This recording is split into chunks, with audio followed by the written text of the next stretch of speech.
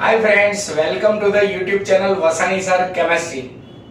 સૌથી પહેલા તો મારી ચેનલને સબસ્ક્રાઇબ કરી દો તથા બાજુમાં આપેલા બેલ આઇકનને દબાવવાનું ભૂલશો નહીં। મિત્રો, લાસ્ટ લેક્ચરમાં આપણે નિર્બળ એસિડ માટે વિયોજન અચળાંક Ka અને pKa ભણ્યા, જેના ઉપરથી એસિડની એસિડિક પ્રબળતા નક્કી કરતા શીખ્યા।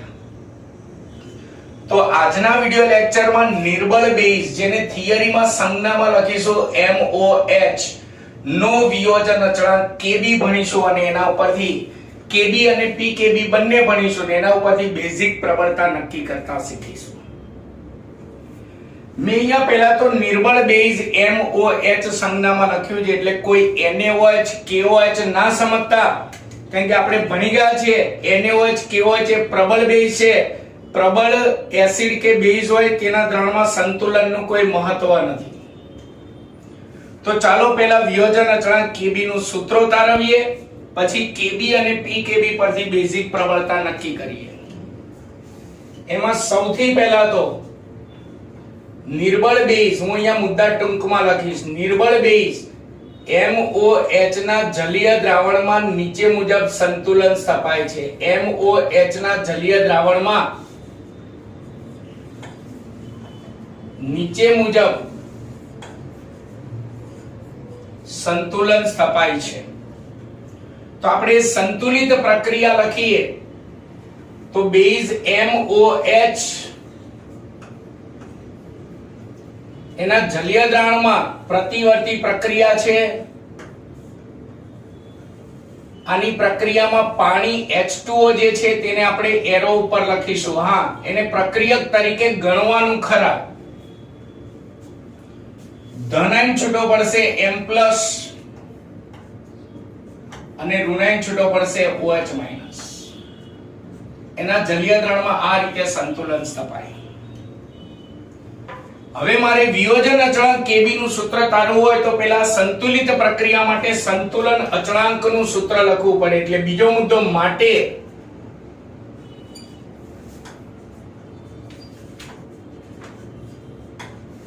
સંતુલન અચળાંક, અહીંયા આપણે શરૂઆતમાં આ સંતુલન અચળાંકને Ke કહીશું, Kc કે Kp નહીં કહેવાનું।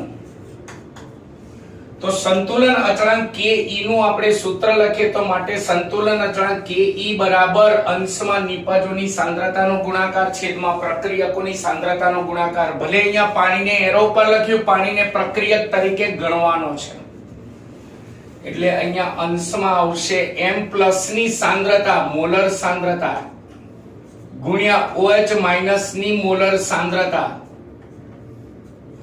છેદમાં, હવે પ્રક્રિયક બાજુ જઈએ તો પ્રક્રિયક તરીકે બેઝ અને પાણી છે તો MOH ની મોલર સાંદ્રતા ગુણ્યા H2O ની મોલર સાંદ્રતા। હવે મેં તમને લાસ્ટ ટાઈમમાં હિન્ટમાં કીધું હતું કે કોઈ પણ પદાર્થના અચળાંકનું સૂત્ર તારવાના, એટલે સંતુલન અચળાંકમાં છેદમાં પાણી હશે। આપણે આખા ચેપ્ટરમાં કહ્યું છે પાણીની સાંદ્રતા 55.55 મોલર જેટલી ઊંચી હોય એટલે પ્રક્રિયા દરમિયાન તેની સાંદ્રતામાં ખાસ ફરક પડે નહીં। એટલે ગમે ત્યાં અચળાંક તારવવાનો પ્રશ્ન આવે ને એટલે યાદ રાખવાનું સંતુલન અચળાંક K ના સૂત્રમાંથી પાણીની સાંદ્રતાને અચળ લેવાની। એટલે અહીંયા પછીનો મુદ્દો, અહીં પાણીની સાંદ્રતા અચળ લેતા, અહીં પાણીની સાંદ્રતા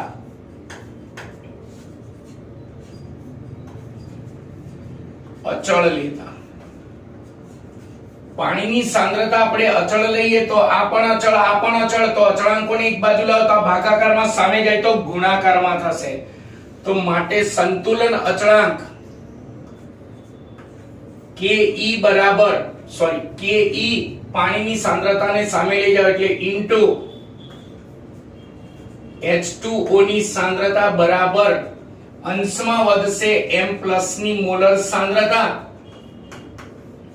ગુણ્યા OH- ની મોલર સાંદ્રતા છેદમાં MOH ની મોલર સાંદ્રતા।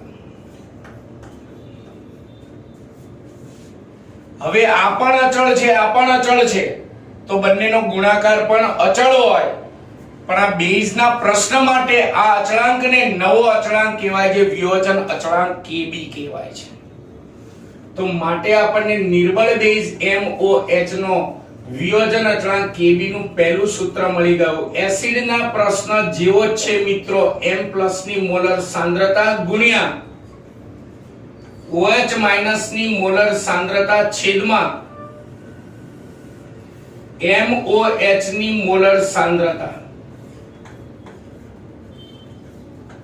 આ નિર્બળ બેઝનો વિયોજન અચળાંક Kb નું પહેલું સૂત્ર થયું. આને કહી દઈશું પરિણામ નંબર 1. ટૂંકમાં સહેલું છે, જો આટલું રિવિઝન કરાવી દો. પહેલા તો બેઝના જલીય દ્રાવણમાં નીચે મુજબ સંતુલન સ્થપાય છે, એની સંતુલિત પ્રક્રિયા લખવાની. ત્યાર પછી એના માટે સંતુલન અચળાંક Ke નું સૂત્ર લખવાનું, એમાં અંશમાં નિપજોની સાંદ્રતાનો ગુણાકાર છેદમાં પ્રક્રિયકોની સાંદ્રતાનો ગુણાકાર. અને હરેક પ્રશ્નની જેમ છેદમાંથી પાણીની સાંદ્રતા અચળ લઈ લેવાની, એટલે નવો અચળાંક મળે, જેને બેઝ માટેનો પ્રશ્ન છે, એટલે તેને વિયોજન બેઝનો વિયોજન અચળાંક Kb કહેવાશે. હવે Kb નું આપણે બીજું સૂત્ર તારવવું છે. એસિડના પ્રશ્નની જેવી જ સરખામણી કરતા રહેજો. તો બીજું સૂત્ર તારા માટે મારે સંતુલન, આ ધનાયન, ઋણાયન અને બેઝ આ ત્રણેયની સંતુલન અને સાંદ્રતા મારે શોધીને આ સૂત્રમાં મૂકું તો મને Kb નું બીજું સૂત્ર મળે.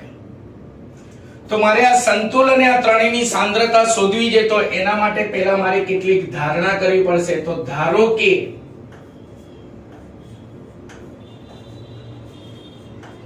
નિર્બળ બેઝ MOH ની હું શરૂઆતની સાંદ્રતા ધારી લઉં છું. મારે સંતુલન અને સાંદ્રતાની જરૂર છે, હું શરૂઆતની સાંદ્રતા ધારું છું. ધારો કે નિર્બળ બેઝ MOH ની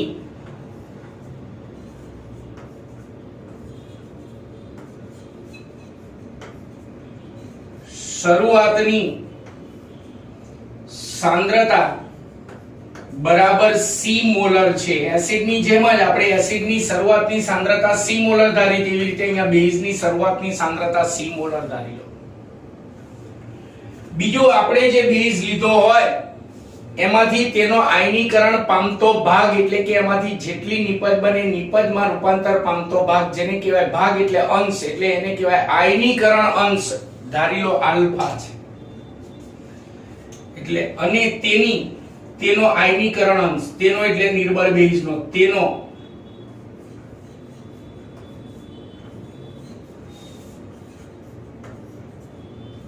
આયનીકરણ અંશ બરાબર આલ્ફા છે. તો હવે આપણે સંતુલન, મેં શરૂઆતની સાંદ્રતા ધારી અને આયનીકરણ પામતો ભાગ એટલે કે આયનીકરણ અંશ આલ્ફા ધારેલો છે. તો હવે આનો ઉપયોગ કરીને મારે સંતુલન, ધનાયન, ઋણાયન અને બેઝ ત્રણેયની સાંદ્રતા શોધવી છે. તો એના માટે યાદ કરો, એસિડની જેમ બેઝમાં કોષ્ટક દોરીને ગણતરી કરવાની. આવો કોષ્ટક કેટલાક દાખલામાં પણ તમારે દોરવાનો થશે. તો ચાલો આ સંતુલન અને સાંદ્રતા શોધવા માટે સૌથી પહેલા તો જલીય દ્રાવણમાં કઈ સંતુલિત પ્રક્રિયા છે, પ્રક્રિયા પહેલા લખી નાખીએ. પ્રક્રિયા, તો આપણી પ્રક્રિયામાં બેઝ MOH, જલીય દ્રાવણ, બેઝના દ્રાવણ માટે આપણે અહીંયા આ પ્રક્રિયા માટે પાણીને એરો ઉપર લખીશું. અને આમ પણ તમે વિચારો, આપણે પાણીની સાંદ્રતાની ક્યાં જરૂર છે? પાણીની સાંદ્રતા તો આમ પણ અચળ લીધેલી છે. નિપજ બને છે M+ અને વત્તા OH-. હવે એસિડ વાળા પ્રશ્નમાં જે પ્રકારે આપણે કોષ્ટક બનાવ્યો તો એ જ પ્રકારે અહીંયા આપણે કોષ્ટક બનાવીશું. અને ત્રણે ત્રણ MOH, ધનાયન M+ અને ઋણાયન OH- ત્રણે ત્રણની આપણે સંતુલન અને સાંદ્રતાની ગણતરી કરીશું. ચલો, એની અંદર સૌથી પહેલા તો બધાની શરૂઆતની સાંદ્રતા. એસિડ વાળો પ્રશ્ન યાદ હોય ને એને બધું યાદ જ હોય. સૌથી પહેલા બધાની શરૂઆતની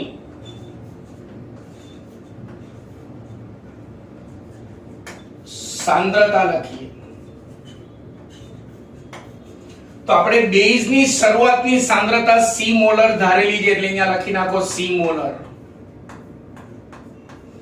પણ યાદ કરો શરૂઆતમાં આપણી પાસે માત્ર પ્રક્રિયા કોઈ નિપજ ન બની હોય એટલે શરૂઆતમાં નિપજની સાંદ્રતા 0 મોલર હોય 0 મોલર હોય. એટલે આ બધાની શરૂઆતની સાંદ્રતા લખી નાખી. હવે બધાનો આયનીકરણ અંશ લખીશું. આયનીકરણ અંશ અહીંયા ટૂંકમાં લખું છું. આયનીકરણ અંશ આખું લખવાનું. ચલો હવે વિચારજો કે અહીંયા આપણો બેઝ કેટલા મોલ છે? 1 મોલ. કુલ ટોટલ બેઝ 1 મોલ લીધો છે. એમાં એનો આયનીકરણ અંશ આલ્ફા છે એટલે એનો મતલબ 1 મોલ માંથી આલ્ફા ભાગ જેટલી નિપજ બને છે. તો એનો મતલબ 1 મોલ માંથી આ કેટલા ભાગની બને છે? આલ્ફા ભાગ જેટલી નિપજ બને છે. તો આ બાકી કેટલું વધે? 1 મોલ માંથી આલ્ફા ભાગ જેટલી નિપજ બની ગઈ તો બાકી 1 - આલ્ફા ભાગ વધે. એટલે બેઝ નો આયનીકરણ અંશ અહીંયા કેટલો થઈ જશે? 1 - આલ્ફા થઈ જાય. આ આયનીકરણ અંશ ત્રણેયનો શોધ્યો. હવે ત્રણેયનો સંતુલન અને સાંદ્રતા આપણે શોધવી છે. તો માટે સંતુલને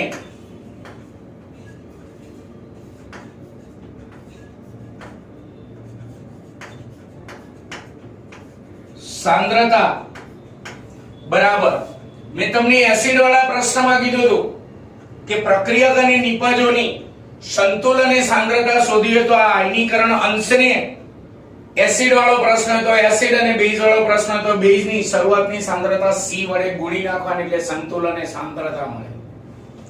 તો આને શરૂઆતની સાંદ્રતા C વડે ગુણી નાખો એટલે 1 - આલ્ફા ગુણ્યા C. આને પણ C વડે ગુણો એટલે આલ્ફા C અને આને પણ C વડે ગુણો એટલે આલ્ફા C થશે.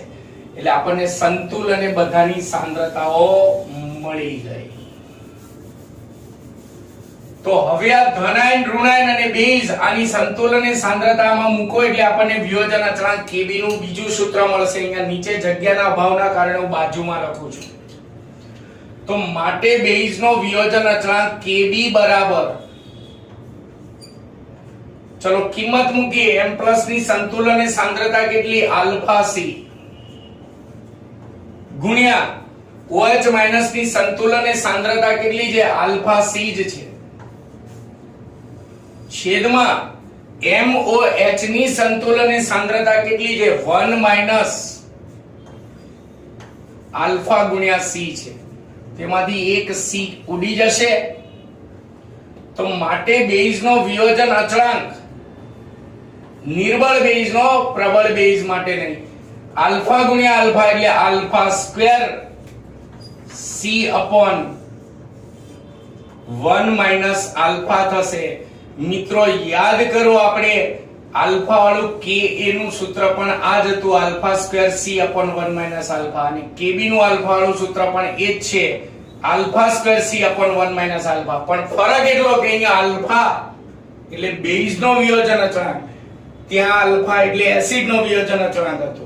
અહીંયા C એટલે બેઝ ની શરૂઆતની સાંદ્રતા છે, ત્યાં C એટલે એસિડ વાળા પ્રશ્નમાં એસિડ ની શરૂઆતની સાંદ્રતા છે. એટલે આમ K અને Kb નું આલ્ફા વાળું સૂત્ર એક જ છે. એટલે આ બે સૂત્રો. આપણો પ્રશ્ન અહીંયા પૂરો નથી થતો. આપણો પ્રશ્ન પરીક્ષામાં આ રીતે હશે કે નિર્બળ બેઝ MOH નો વિયોજન અચળાંક Kb ના સૂત્રો તારવી તેના પરથી બેઝની પ્રબળતા સમજાવો. બેઝની પ્રબળતાને કહેવાય બેઝિકતા સમજાવો. તો આપણે Kb જેમ એસિડમાં Ka અને Pk પરથી એસિડિક પ્રબળતા સમજાવી હતી, તો એવી રીતે અહીંયા Kb અને Pkb પરથી બેઝિક પ્રબળતા સમજાવીશું. તો ચલો મારે Kb પરથી બેઝિક પ્રબળતા સમજાવી છે. તો સમીકરણ 1 પરથી તમારે શબ્દમાં લખવાનું, અહીંયા મેથ્સ ની રીતે લખીશ. સમીકરણ 1 પરથી સમજો. હવે હું આ મુદ્દો પછી બોલું છું. આ Kb ના સૂત્રમાં OH- ની સાંદ્રતા અંશમાં છે એટલે આ બંને એકબીજાના સમપ્રમાણમાં છે. એટલે તમારે મુદ્દો લખવાનો કે સમીકરણ 1 પરથી કહી શકાય કે બેઝ નો વિયોજન અચળાંક Kb એ OH માઈનસ ની મોલર સાંદ્રતાના સમપ્રમાણમાં હોય છે. તમારે શબ્દમાં લખવાનું, મેથ્સ ની રીતે લખો છો કે Kb એ OH માઈનસ ની મોલર સાંદ્રતાના સમપ્રમાણમાં હોય છે. તો હવે વિચારો, મારે Kb પરથી બેઝની પ્રબળતા નક્કી કરવી છે, એટલે કે બેઝિકતા નક્કી કરવી છે. તો ધારો કે મારી પાસે જુદા જુદા નિર્બળ બેઝ છે. સમજો અહીંયા ધ્યાન, જુદા જુદા નિર્બળ બેઝ છે. બધાનો વિયોજન અચળાંક Kb નું મૂલ્ય હું જાણું છું. ધારો કે એકનો 1.5 છે, બીજાનો 2.5 છે, ત્રીજાનો 3.5 છે, ચોથાનો 4.25 છે. એમ Kb ના મૂલ્યો હું જાણું છું. હવે મારે નક્કી કરવું છે કે બેઝમાંથી કોની બેઝિકતા વધારે, કોની બેઝિકતા ઓછી. તો યાદ રાખો, જેનો Kb નું મૂલ્ય ઓછું, જે નિર્બળ બેઝનું Kb નું મૂલ્ય ઓછું હોય, તો વિચારો Kb નું મૂલ્ય ઓછું હોય તો આ બંને સમપ્રમાણમાં છે. તો Kb નું મૂલ્ય ઓછું હોય તો તેના જલીય દ્રાવણમાં OH માઈનસ ની સાંદ્રતા કેવી હોય? ઓછી હોય. અને જલીય દ્રાવણમાં OH માઈનસ ની સાંદ્રતા ઓછી હોય તો તેવા બેઝની બેઝિક પ્રબળતા ઓછી હોય. બેઝિક પ્રબળતા, જેને એક શબ્દમાં લખો હોય તો બેઝિકતા. તો તેવા બેઝની બેઝિકતા ઓછી હોય.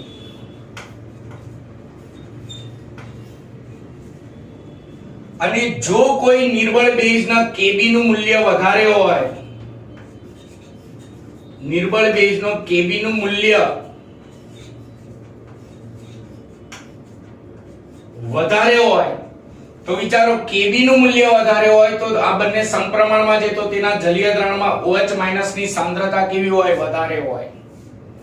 OH માઈનસ ની સાંદ્રતા વધારે હોય તો માટે તેવા જલીય દ્રાવણની, એટલે કે તેવા બેઝની બેઝિક પ્રબળતા વધારે હોય. બેઝિક પ્રબળતા વધારે એટલે માટે તેનો બેઝિકતા વધારે. બેઝિક પ્રબળતા ના લખો હોય તો બેઝિકતા લખવાનું. બેઝિકતા વધારે હોય એટલે આપણે Kb ના મૂલ્ય પરથી બેઝિકતા નક્કી કરી શકીએ. સમજો, તો ધારો કે મારી પાસે બે બેઝ છે, A અને B. આના માટે ચલો અહીંયા હું લખી દઉં. મારી પાસે બે નિર્બળ બેઝ છે, ધારો કે A અને B. આનો વિયોજન અચળાંક Kb નું મૂલ્ય હું જાણું છું, ધારો કે 2.75. અને આનો વિયોજન અચળાંક Kb નું મૂલ્ય હું જાણું છું, ધારો કે 1.75. તો આમાંથી કોની બેઝિક પ્રબળતા વધારે, કોની બેઝિક પ્રબળતા ઓછી, એટલે કે કોની બેઝિકતા ઓછી, કોની બેઝિકતા વધારે? તો આનું મૂલ્ય ઓછું છે, મૂલ્ય ઓછું તો તેની બેઝિકતા ઓછી. આનું મૂલ્ય વધારે છે, મૂલ્ય વધારે તો બેઝિકતા વધારે. એટલે Kb પરથી આવું સમપ્રમાણ યાદ રાખવાનું. મૂલ્ય જેનું વધારે તેની બેઝિકતા વધારે, મૂલ્ય જેનું ઓછું તેની બેઝિકતા ઓછી. ફરી વખત, મૂલ્ય વધારે તો બેઝિકતા વધારે, મૂલ્ય ઓછું તો બેઝિકતા ઓછી. Kb ના મૂલ્ય પરથી. પણ બેઝની બેઝિક પ્રબળતા ફક્ત Kb ના મૂલ્ય પરથી નક્કી કરવામાં આવતી નથી, Pkb ના મૂલ્ય પરથી પણ નક્કી કરી શકાય છે. તો બેઝની બેઝિકતા Pkb પરથી નક્કી થાય તો Pkb શોધવાનું સૂત્ર શું? Pkb ના દાખલા પણ આવશે, તો એનું સૂત્ર યાદ રાખજો. બેઝની નિર્બળ બેઝનો Pkb બરાબર માઈનસ log Kb થાય. આ Kb શોધવાનું સૂત્ર થયું.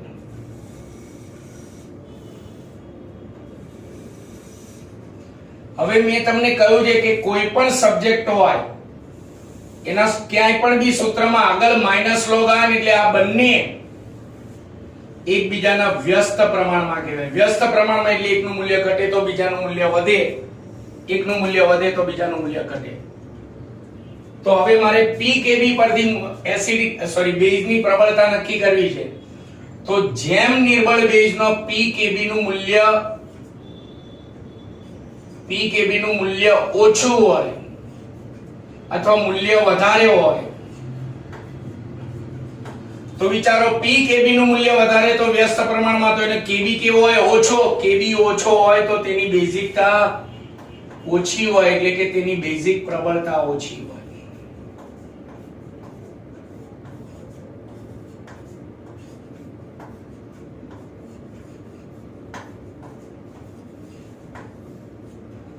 અને એ જ રીતે Pkb નું મૂલ્ય જે બેઝના pKb નું મૂલ્ય ઓછું હોય,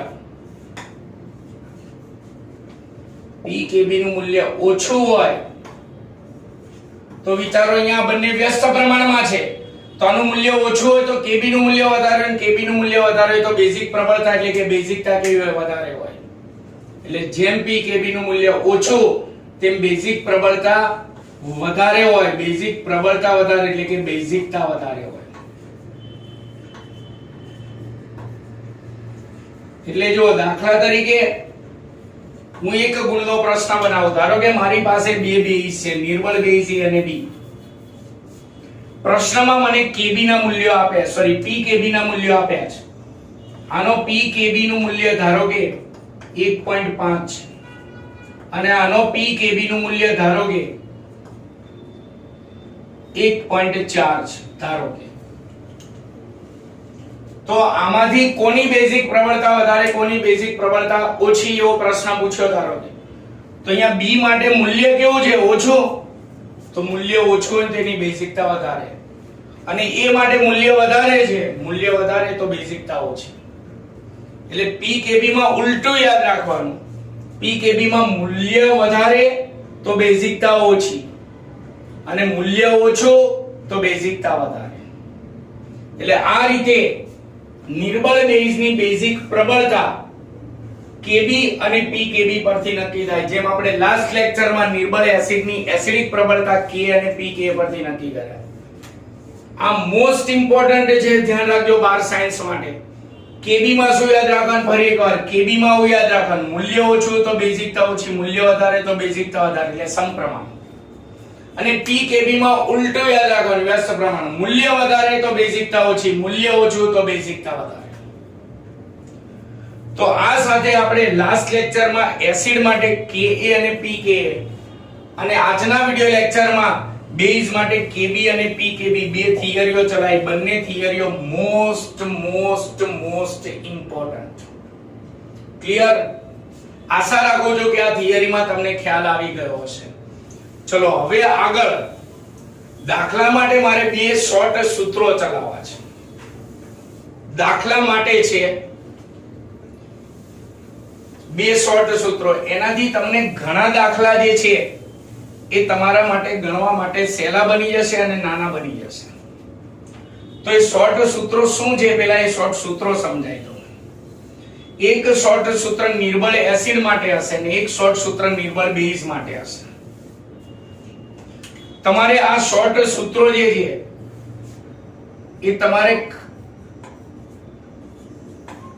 ખાસ યાદ રાખવાના છે.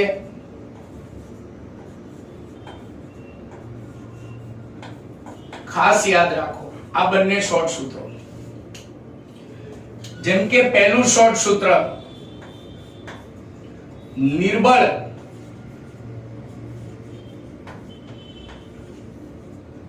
એસિડ માટે હશે અને બીજું શોર્ટ સૂત્ર નિર્બળ બેઝ માટે હશે. નિર્બળ એસિડ માટે ચલો દાખલાની રિક્વાયરમેન્ટ કઈ હોય ત્યારે આ સૂત્ર વાપરવાનું સમજો. આપણે pH નું સૂત્ર જાણીએ છીએ કે pH બરાબર -log H3O+ ની સાંદ્રતા, રાઈટ? તો જો આપણને રકમમાં H3O+ ની સાંદ્રતા આપી હોય તો અહીંયા કિંમત મૂકી દો, log જોઈ લો એટલે તમને pH મળી ગઈ. પણ ધારો કે તમને રકમમાં H3O+ ની સાંદ્રતા નથી આપી, એના બદલે રકમમાં તમને એસિડનો વિયોજન અચળાંક Ka આપેલો છે અને એસિડની શરૂઆતની સાંદ્રતા C આપેલી. C પણ કહેવાય અથવા C0 પણ કહેવાય. હું આ સૂત્રમાં શરૂઆતની સાંદ્રતાને C0 કહીશ. આ બંને આપી છે અને pH શોધવાનું કીધું છે. તો વિચારો મારે pH શોધવી હોય તો પહેલા મારે શું શોધવું પડશે? H3O+ ની સાંદ્રતા શોધવી પડશે.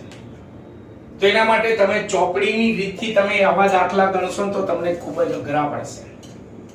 એના માટે એક શોર્ટ સૂત્ર યાદ રાખજો. નિર્બળ એસિડ માટે મારે H3O+ ની સાંદ્રતા ડાયરેક્ટ શોધવી હોય શોર્ટ સૂત્રની મદદથી, આ Ka અને શરૂઆતની સાંદ્રતા C0 ની મદદથી, તો એનું સૂત્ર યાદ રાખજો √Ka * C0. C0 કો અથવા તો C કો. શરૂઆતની સાંદ્રતા C કહું કે C0 કહું?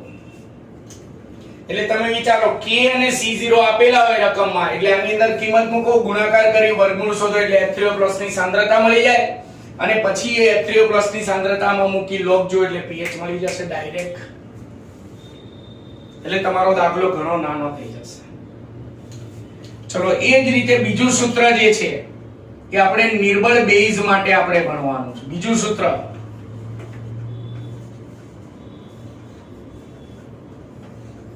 નિર્બળ બેઝ માટે. ચલો એ સૂત્ર શું છે એ સમજીએ. ધારો કે આપણને દાખલામાં pOH શોધવાનો દાખલો છે, તો પહેલા તો pOH નું સૂત્ર શું? pOH બરાબર -log OH માઈનસ ની સાંદ્રતા, રાઈટ? હવે જો રકમમાં OH માઈનસ ની સાંદ્રતા આપેલી હોય તો આમાં કિંમત મૂકી log શોધો એટલે pOH મળી ગયો. પણ ધારો કે બેઝના દાખલામાં તમને OH માઈનસ ની સાંદ્રતા આપી નથી, એના બદલે બેઝનો વિયોજન અચળાંક Kb નું મૂલ્ય આપેલું છે, એની શરૂઆતની સાંદ્રતા C અથવા તો C0 કહી દો, એ બંને આપ્યું છે અને pOH શોધો એવું કીધું છે. તો તમારે પહેલા આ બંનેના મૂલ્ય પરથી OH માઈનસ ની સાંદ્રતા શોધવી પડે. તો એના માટેનું શોર્ટ સૂત્ર યાદ રાખજો. નિર્બળ બેઝ માટે OH માઈનસ ની સાંદ્રતા બરાબર આની જેમ જ અંડરરૂટ બેઝનો વિયોજન અચળાંક Kb ગુણ્યા બેઝની શરૂઆતની સાંદ્રતા, કાં તો C કો અથવા તો C0 કો. તો આ બંને મૂલ્ય આપણને રકમમાં આપેલા હોય તો આ બંને મૂલ્ય આની અંદર મૂકી ગુણાકાર કરી વર્ગમૂળ શોધો એટલે તમને પહેલા OH માઈનસ ની સાંદ્રતા મળી જાય, અને પછી OH માઈનસ ની સાંદ્રતામાં મૂકી log જુઓ તો pOH મળી જાય, ડાયરેક્ટ દાખલો ગણાઈ જાય, હેરાન થવું પડે નહીં. એટલે આ શોર્ટ સૂત્રો, એક નિર્બળ એસિડ અને એક નિર્બળ બેઝ નું શોર્ટ સૂત્ર યાદ રાખજો. ઘણા pH અને pOH ના દાખલા કરવા માટે કામમાં આવશે. પેમ્ફલેટ ની અંદર હું કહી દઉં, પેમ્ફલેટમાં આપણે ક્વેશ્ચન નંબર 46, આ ખાસ ધ્યાન રાખજો, મારા પેમ્ફલેટમાં ક્વેશ્ચન નંબર 46 અને પેમ્ફલેટમાં ક્વેશ્ચન નંબર 47.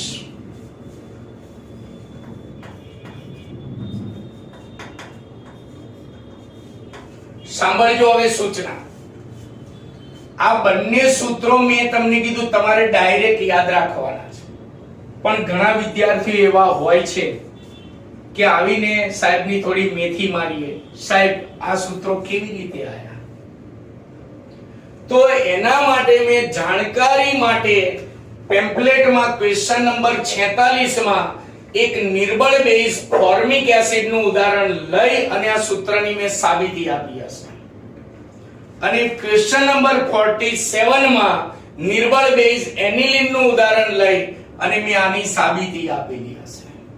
પણ એ માત્ર આ બંને પ્રશ્નો સાબિતી, આ તો કોઈ અધીરિયા જીવના સ્ટુડન્ટ હોય અને એમ કે સાહેબ આ સૂત્રની સાબિતી શું, એના માટે જ મેં આ બે થિયરીઓ છાપી છે. બાકી આ બંને થિયરીઓ તમારે કરવાની જરૂર નથી, તમારે ડાયરેક્ટ સૂત્ર યાદ રાખવાના. કેટલી બધી થિયરી કરશો, યાદ રહેશે એટલી બધી? નહીં યાદ રહે. એટલે તમારે આ બંને સૂત્રની સાબિતી આપતા ક્વેશ્ચન નંબર 46 અને ક્વેશ્ચન નંબર 47 જે છે એમાંથી ડાયરેક્ટ આ બે સૂત્રો મોઢે કરી નાખવાના, આખી થિયરી કરવાની નથી. આ ખાસ ધ્યાન રાખજો, ખોટી મજૂરી કરતા નહીં. તો આ સાથે આપણે નિર્બળ એસિડ, નિર્બળ બેઝ બંનેના વિયોજન અચળાંક અનુક્રમે K અને Kb ના પ્રશ્નો પૂરા. નિર્બળ એસિડ અને નિર્બળ બેઝના દ્રાવણમાં H3O+ ની સાંદ્રતા અને OH- ની સાંદ્રતા શોધવાના શોર્ટ સૂત્રો પણ પૂરા. હવે આપણે નવી થિયરી આવશે, નવા લેક્ચરમાં આપણે ભણીશું. ત્યાં સુધી મને રજા આપશો. મિત્રો, જો તમને મારો વિડિયો લેક્ચર ખરેખર સારો લાગતો હોય તો જરૂરથી સારી કમેન્ટ કરો. મારા વિડિયોને લાઈક અને શેર કરવાનું ભૂલતા નહીં. નમસ્કાર.